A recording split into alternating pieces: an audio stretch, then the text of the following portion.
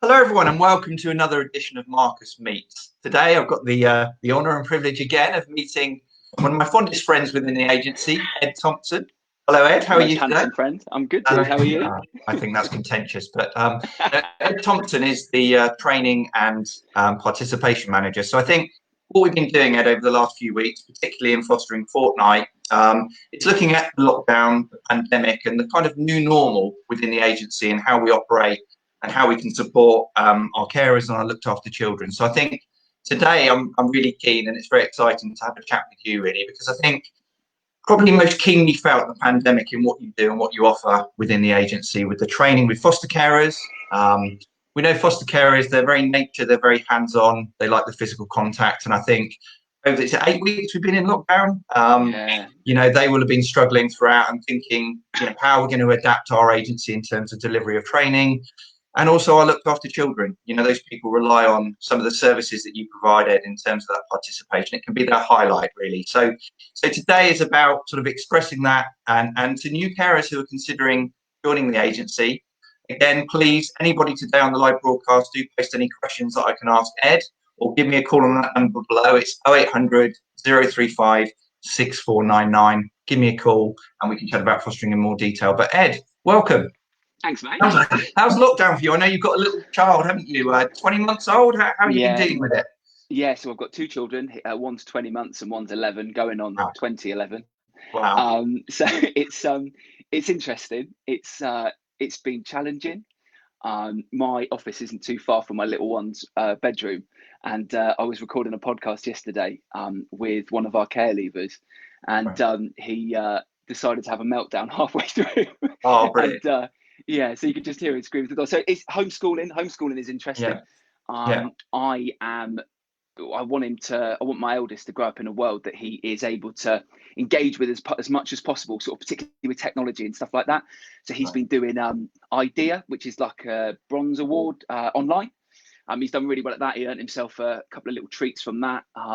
So yeah, it's interesting. And then me and the wife have been ripping up decking and trying to get the garden nice for the nice weather that's coming this afternoon. So it's been personally, I've enjoyed it. I miss my colleagues, I miss the carers, and I miss the direct contact with all the kids and all the young people, because they're the ones that kind of always remind you of why you're doing what you're doing.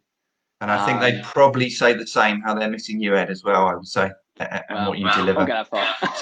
So we apologise in advance. Should any of your two children burst through the door in this live broadcast? The door, yeah. Lovely. So Ed, tell me, how long have you been with the agency then? You give us an idea of how long, and also what your career path was before you joined the agency, and were there sort of transferable skills from that to stand you in good stead for what you do today with Blue Sky? Yeah, I'd say there's transferable skills that probably people and myself didn't realise were actually there when I had them. So I've been now with Blue Sky for 7.5 years, which has absolutely flown by, but an incredible amount has changed for me in that time. So I came in to Blue Sky as our first individual worker when we started our TLC, like our therapeutic service. And I joined, as an individual worker. So one-to-one mentoring with young people. Mm-hmm. But before that, pretty much from when I was the age of 15, I worked with young people. So I was a football coach. And I was a football coach because I wasn't very good at football. My mum and dad will probably say different to that. But I still wanted to be involved in football in a way of making kids have fun whilst they're learning. And that's relevant because of when I talk about my career now, that's where it sort of draws back from. So 15, really struggled at school. Didn't find it engaging. It never really worked for me. So I then did after school clubs, so picking up kids from school. And at the time I had a skinhead and I used to wear a bike chain around my neck. And being the only bloke picking kids up, I was like, well, hang on, this is odd. So I really enjoyed that, did that. And then I worked in holiday clubs. And as my career progressed, I then got a job for I'm not going to name them, but like a national gym company. And I used to write loads of training for them. So I used to write training for 3-year-olds and teaching 3-year-olds how to play football. And for anyone who's ever tried to teach a 3-year-old how to play football, it's like trying to herd cattle. I think if I could interject, watching you play football, it is like watching a 3-year-old. Right. you- And don't make. that journey. That journey you've been on, Ed. I mean, I've known you since you joined the company, but I didn't know that was your background. I didn't know you were a football coach. So, that's interesting to me as well. And I think, So my mum and dad bought me my first football set of like balls and cones and stuff like that. But I wasn't very good because I used to go into schools and do it, and I used to never charge people because I felt bad. So I never fully managed to repay them for the footballs and the cones that they bought me. So I did that anyway. And then when I was working for the national gym chain, I used to teach fitness classes to kids, and I'd go into schools and I'd teach like body combat and body pump into schools and all this kind of stuff. But I also do kids parties. So I teach people how to do kids parties. And all this kind of stuff. So it's kind of been, I've kind of tumbled from one thing to another. And what's kind of happened along, the thing that's always been constant is making sure that people are engaged and having fun in what they're doing. Now, that's very easy when you're talking about doing a kids party, not so easy when you're talking about training foster carers on CSE and self-harm, things that I struggled with at first. And I think what's important is to remember that I use the word fun probably a little bit loosely, but it's actually if you're finding something engaging, like, cool, there's a reason why I'm learning about this. There's a point to this. I'm not just being lectured at and being shown all this footage in a PowerPoint by somebody who goes, I know this and I know that. It's actually done in a way that goes, look, you guys have got kids living in your house. This is how I can help you, but I can only help you to help yourself. And it only works if you then take that on board and you take from it what you can. So that's my so your role certainly evolved, Ed, when you came in, certainly to start with, you're an individual worker. You never really, I'd suggest, would see yourself offering being the training manager. So how did that opportunity present itself? And you obviously enjoy doing that. The carers enjoy the delivery of that training. Yeah, I mean, to be honest, dude, I couldn't have asked for a better job, a job that I didn't realise I was probably cut out for. Well, when your football career, you realise you could make a career out of football, then obviously it opened up. Once I knocked that on the head. Yeah. Sorry, Pep. When we'll talk about that later. Yeah. So what did you ask me? You asked me about your role changing and evolving. Oh, that's right. Okay. Yeah. So obviously, when I started, I was the individual worker. So working one-to-one with young people on our therapeutic program. So having a really good opportunity to go out, meet young people, and find what they cared about and what engaged them to help them develop their skills and all this kind of stuff. But quite quickly, what I then ended up doing is because I always kind of put myself out and go, look, I really think we should do this. And what's great about us here at Blue Sky is that when we have an idea, people go, cool, let's think about how we could use that. And it's never a no. A good way that I like to look at it is what works for other people. So, what works in Formula One? How are they so good in Formula One at coming into the pit lane, changing the tyres and off we go? I'm not suggesting that we could become pit crew, but what can we do from other things and bring that into our world? So to relate that to participation, I thought, well, hang on a minute. I've got one of the first projects I did was teaching kids. We made a complaints leaflet. Now, for me, this was completely alien because I thought, well, hang on a minute. How do I get 20 kids sat around to write a leaflet? So we just played loads of games and we played games but around the topic we were talking about. So what a complaint is, because it's important that kids know what is a complaint and what is kind of a whinge. So we played a game with throwing balls into cups and all this kind of stuff. So I did that, and then I was then given the role of just looking after participation and the engagement of our kids across the agency. Now when we did that, I had the idea that we would put together our own kind of NCS award. And quite quickly, after talking to Simon about it, he said, well, actually, why don't we look at and how we do this properly with the DFE award? So we spoke to DFE and they said, whoa, hang on a minute. We haven't had any a fostering agency talk to us about running the award themselves. So we met with them. They kind of said, well, hang on a minute, we're gonna have to make a few tweaks and a few changes. So they've been really good at letting us lead the way in what we need to do to get our kids to achieve their award. So we did that. And now we are the only IFA that are licensed providers of the DFE award, which is an incredibly proud thing for us. More than the award itself, but what actually goes into doing it. There you go. You got your first message there. There you go. Hi, Chris. Is that your mum? That's completely thrown me. So DFE, talking about the DFE and being the first provider within England to offer that service. Correct. So we offered that. So then what happened is actually, I think we then realised actually what we can do is actually a lot of the work and the way that we engage kids, we can engage carers in the same way. So then I then was really lucky to be given the role of training and participation manager. So I'm kind of marrying the two worlds together. And I think what works really well in that is having the scope to see what's going on with our kids from all the individuals that we've got in all our hubs that are able to work with our young people directly, feeding that into me and making sure that that is integrated across the agency. And I think what's really important as well is things like our team day is I get to run that. And actually what's important is that our kids and our carers' voice is heard in that. So having our kids and carers as a part of our training for our staff, for our colleagues and our carers, and in turn our young people, is really important, because it would be quite easy for people to go, yeah, we do this, that's great. But actually it takes longer and it's more difficult to really pull out those things from our kids and our carers and to get that into our daily life. It's great the way you talk. Well, sorry, I know I'm waffling on about it. But no, it's lovely. Having someone like you who's coming on our DV expedition, which I'm sure you've waffled on about and told everybody. I'm sure what you didn't tell everybody was about how you fell over and then did your ankle in. Oh dear, I was supposed to be looking after. Well, I was supposed to be looking after the young people, and essentially they looked after me because I badly sprained my ankle and was on crutches. And in the second week, I had to leave you all behind. But again, what's lovely.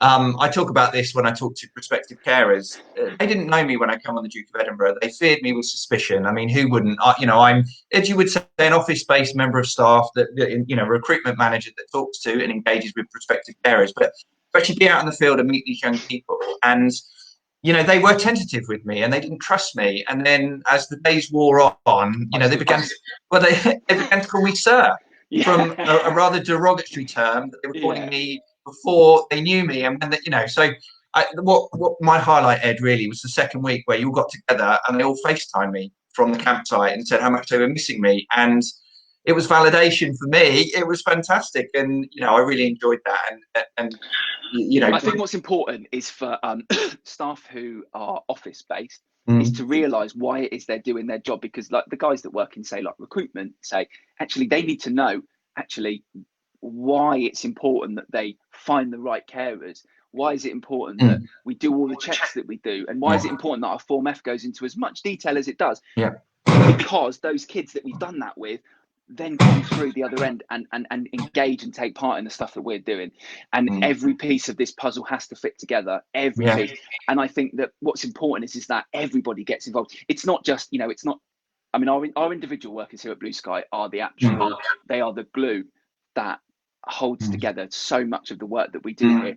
But it's them, it's our administrators, it's our directors, it's our social workers, it's everybody.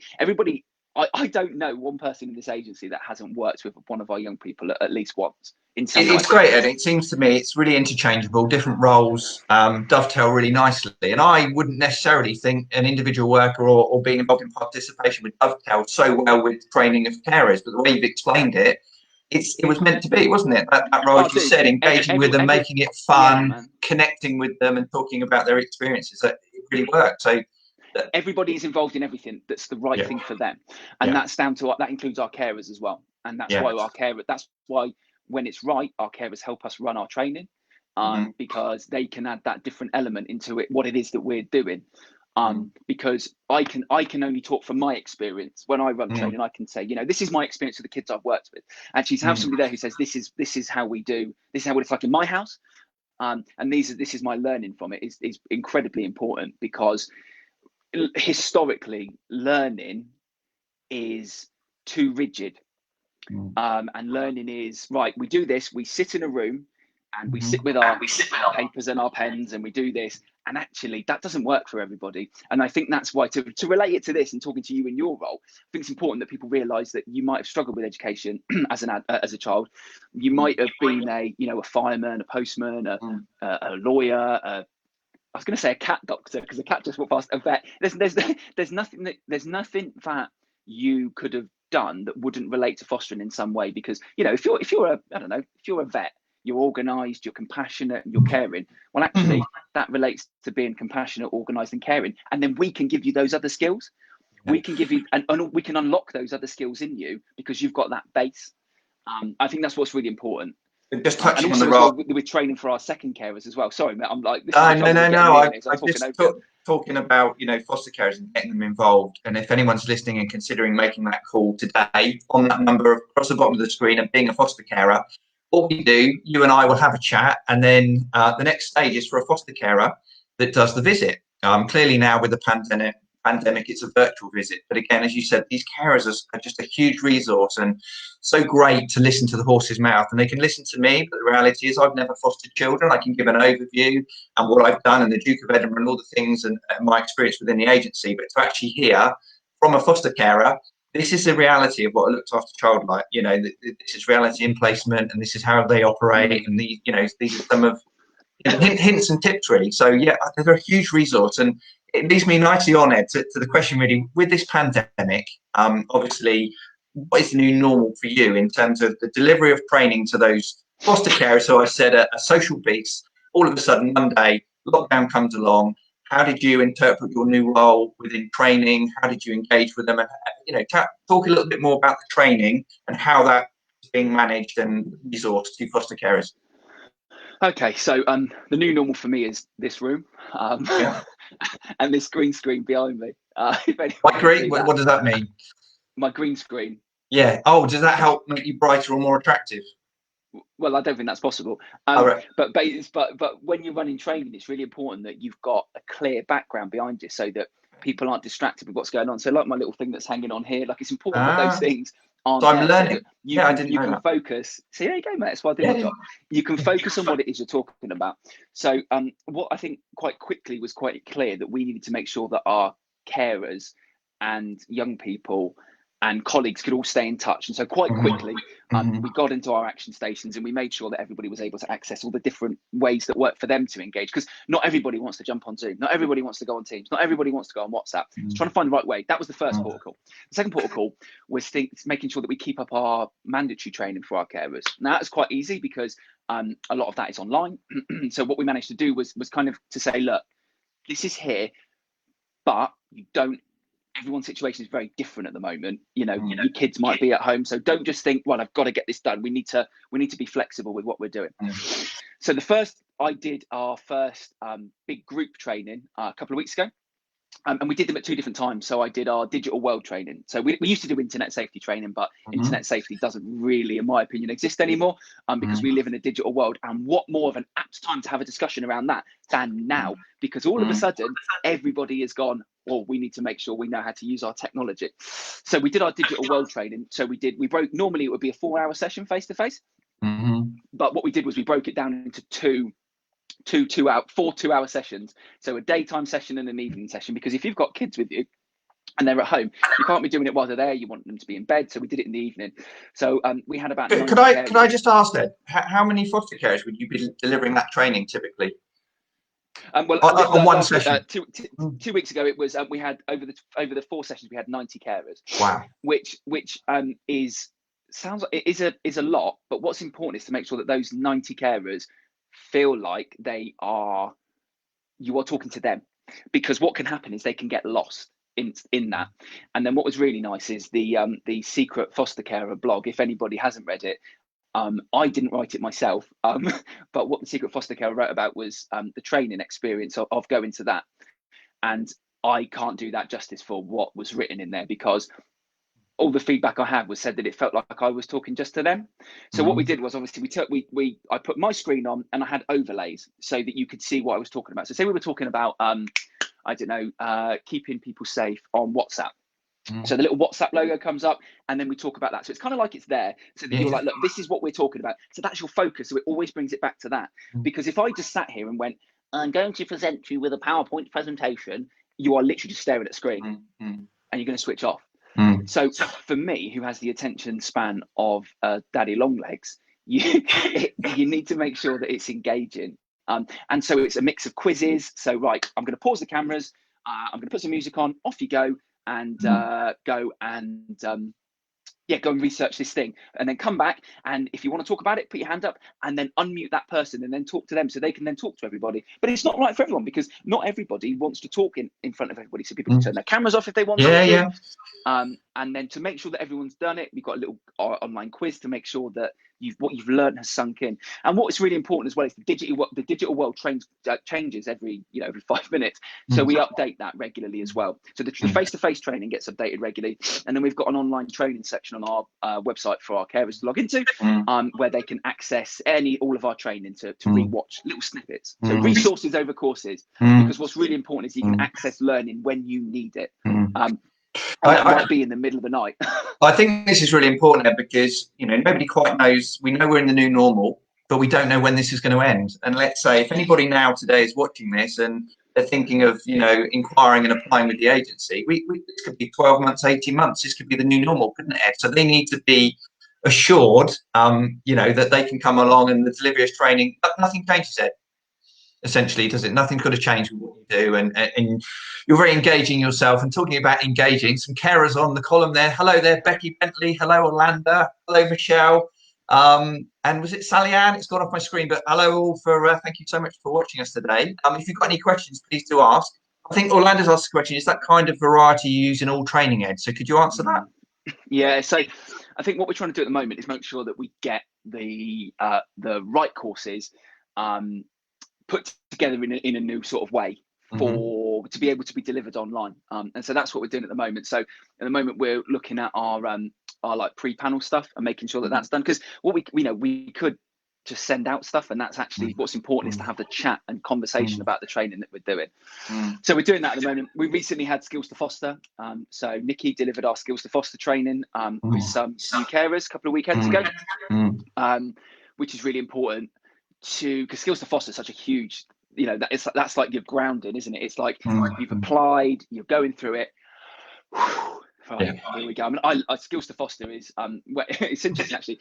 It was one of the first trainings that I ran when I started here, and I love Skills to Foster because it's that kind of, I don't know, it's like I learned an incredible amount when I went on it. And we also get young people to go to Skills to Foster as well, so young people that are placed with us to talk about what they would want from a carer. And I think that's really important, and that runs through everything that we do here, whether we're recruiting staff. And nothing's tokenistic as well, because if you're doing it tokenistically, you might as well not do it. And it has a more detrimental effect on the kids if you're using them and having them there just for the sake of it. I'd rather not have a kid there. And Ed, am I right in thinking, Ed, that our children are a part of the interview process? So those that are coming on board with Blue Sky are interviewed by members of staff, but also by one of our looked after children. Yeah, so normally we try and have a panel of young people, and we've gone through different ways of doing it over the years to try and find the way that works best, and I think we've got the way that works best now. And now at the moment that poses its own challenges, because we are still recruiting staff, and so we've got our first interview this week over Zoom, hopefully towards the end of the week. I'm trying to make that work for the interviewee, and trying to make that work for our young people, because not all of our young people are going to be comfortable sitting there going, right, answer this question. Do you know what I mean? So you can't just expect people just to suddenly, and it's the same with any sort of engagement that you do with kids. And carers, you can't expect people just to sit down and go, all of a sudden I'm really comfortable staring at myself. It's really hard to not look at myself on the screen. So that's not easy. One of the other things we're talking about recently is contact, and how can we make sure that contact carries on through this time. And in our digital world update this month, which will be coming out by the end of the week, I'm talking about why it's so important, how you facilitate that contact as a carer with family, because normally if you go to a contact centre, you're kind of doing something. Well, actually, if you're sat here and go, hello, how are you? Yeah, really good. What have you been up to? Nothing. That's really awkward. So we have our best conversations when we're having it in a way when we're doing something. So yeah, sorry, I don't think that's what you asked me, but no. I mean, absolutely covered everything, Ed. And I think look after children at the forefront of everything, aren't they? As we said, we engage them, we get them working on the training.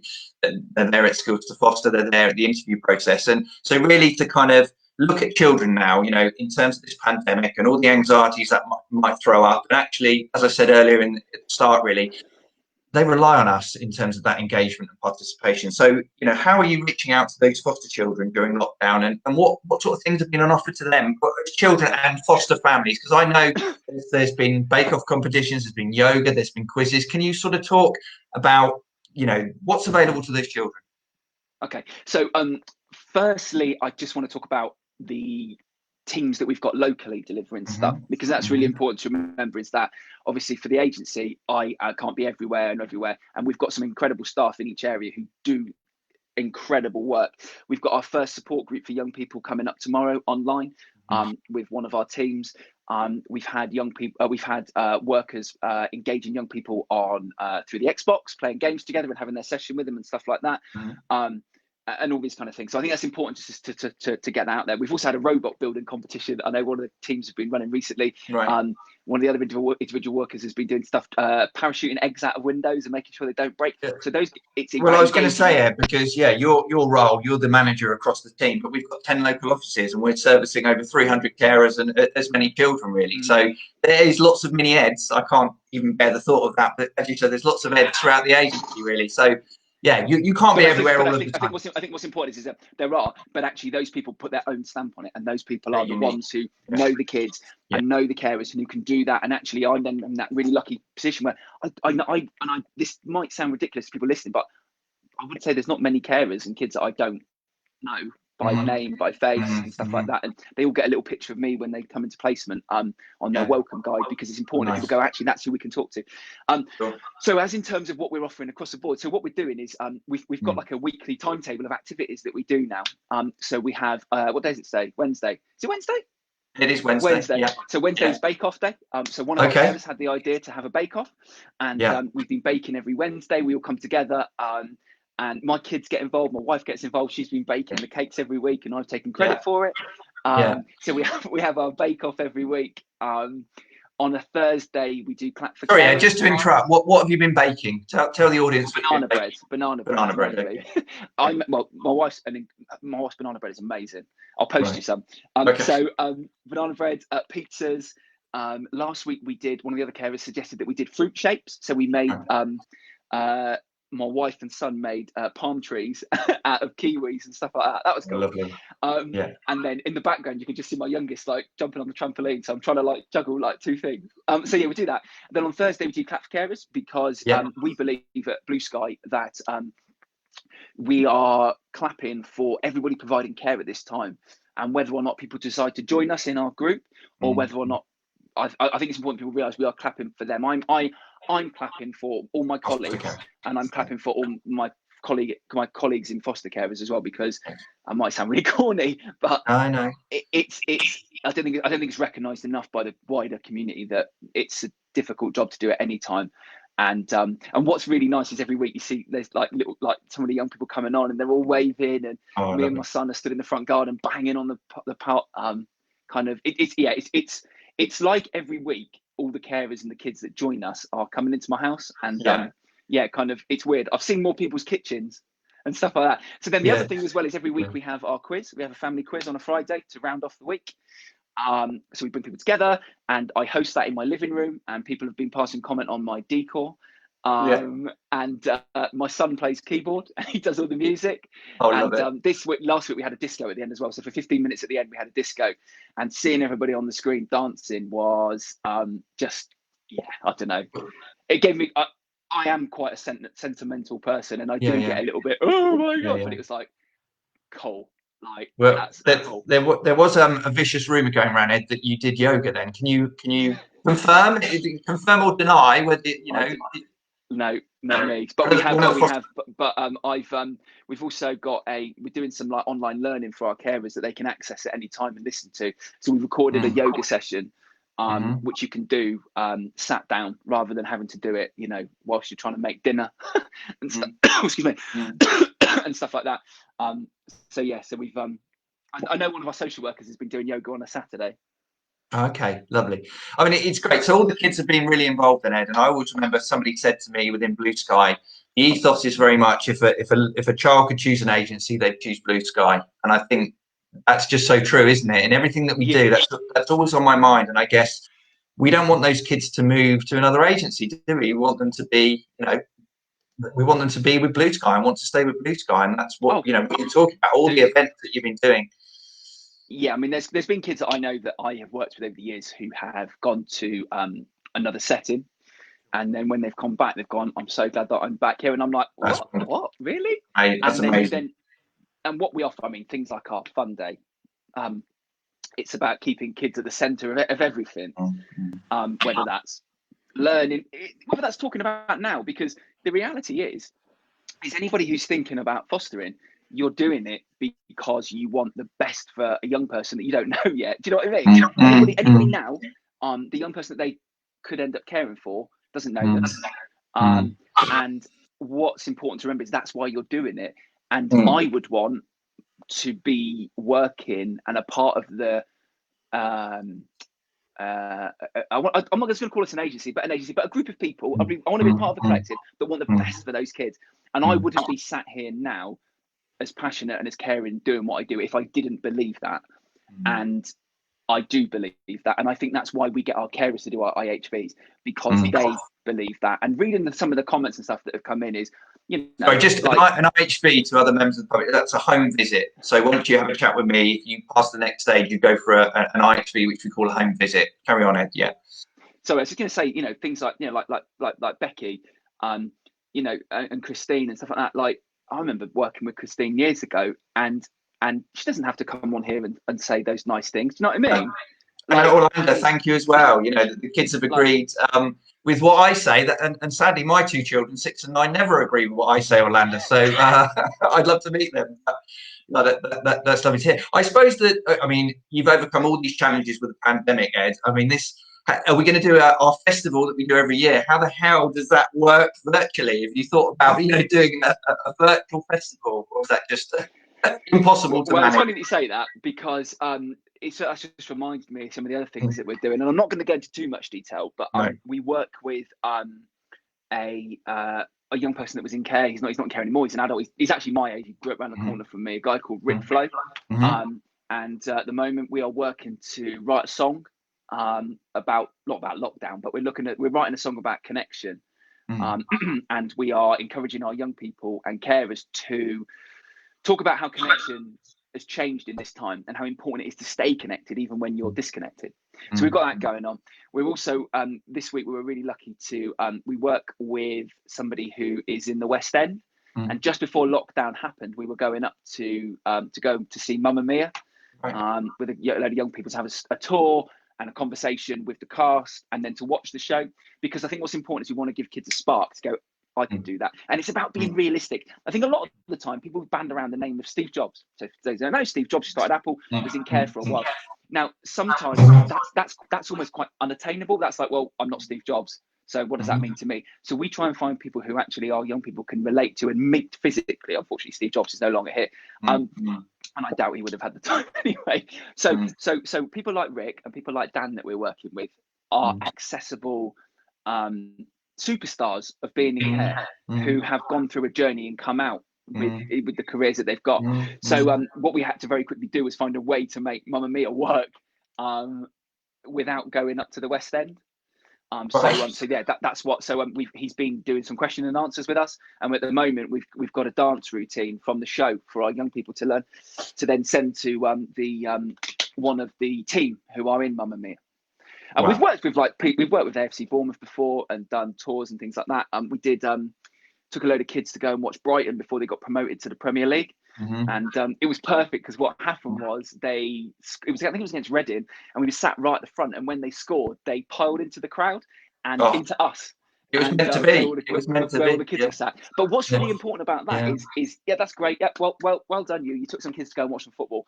But actually, it was about the bigger experience. So we didn't get dropped off at the door. We didn't get chauffeured around. We've got the tube. We've got the train. So it's independent skills. Yeah. Oh, dude, it was a mission.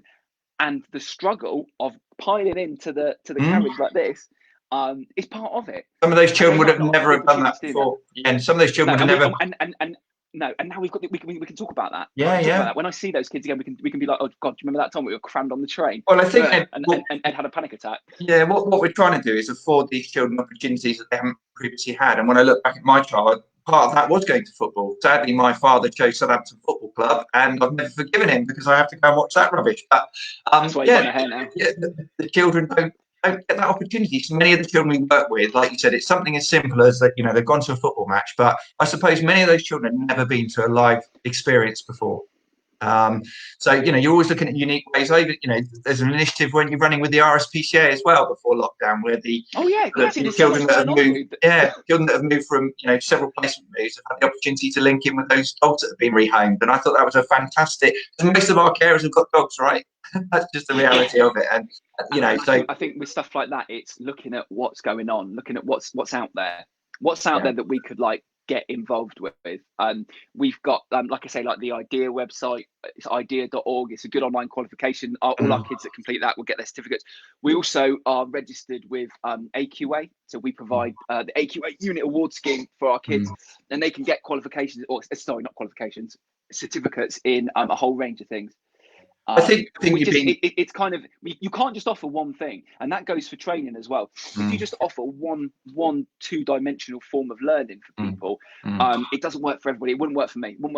And I can only base things on myself, and it's the same for our kids do.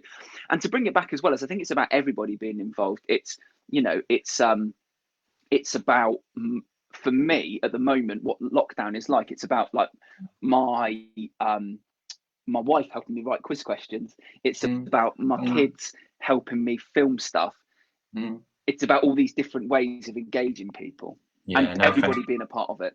I think you're very much a pioneer in that, Ed, and everything that you've done. And I think going forward, you've got lots and lots of ideas in that head of yours, haven't you, going forward? So again, if anyone's considering, making that switch, changing career, becoming a blue sky foster carer, do give me a call. And you're safe in the knowledge that Ed is scheming away at new ideas, going forward within the agency, new organisations we can link in with, things that kids can engage in. Like you said, there's a plethora of activities. It's not just one size fits all, is it, Ed? You're going to look at different areas, and I think we've said before on these Marcus meets. Nothing's changed for us. It has changed, but we want to give we want to tell you, everybody listening today, the pandemic's not going to change what we do. We're still going to reach out to you. There's still ways. We were never doing these Marcus meets, Facebook Live events before the pandemic. So I've had an opportunity to talk to prospective carers and them to see what I'm all about and what you're all about. So, Ed, it's fantastic. And I think really the question I've always wanted to ask you, and I'm sure there's many, but what's your proudest moment? Because you roll off the tongue all these events that you've been doing, and I'm sure it's really hard to say what. But is there a significant event that lots of children or lots of carers have come to you and said, Ed, you nailed that? What's been your proudest moment with that within the agency? Oh, I don't know. I knew that question was coming as well, and I've been trying to think about it. For me, it's when a young person who's no longer placed with us talks to me. Because that means they don't have to do that.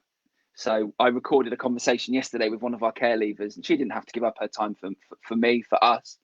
She wanted to be a part of it.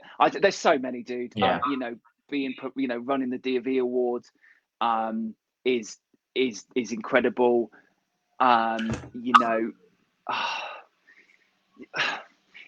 don't know. I think it's when people take the time to do things that they don't have to do. So, looking on the thing, like people asking questions, you don't have to do that. I mean, Michelle's asked you a question. So Michelle's asked you a question, maybe in terms of the training manager. So, is there a list of sites we can go on and do some courses? So, Michelle, she's at the beginning of her assessment process, Ed. Could you guide her? Yeah. So if she logs into the Blue Sky website, what's available is there. And then when the pre-panel courses are going to be delivered, you'll be told when that is on. So Michelle will have a username and a password, will she, that she'll go on, and she will then log on and do that training. Yeah, and also as well, I think it's important to talk to the your Form F assessor as well, because they'll have a lot of information on stuff that's in the public domain already. Because some of the stuff that we have obviously relates to people who have gone, who are approved carers.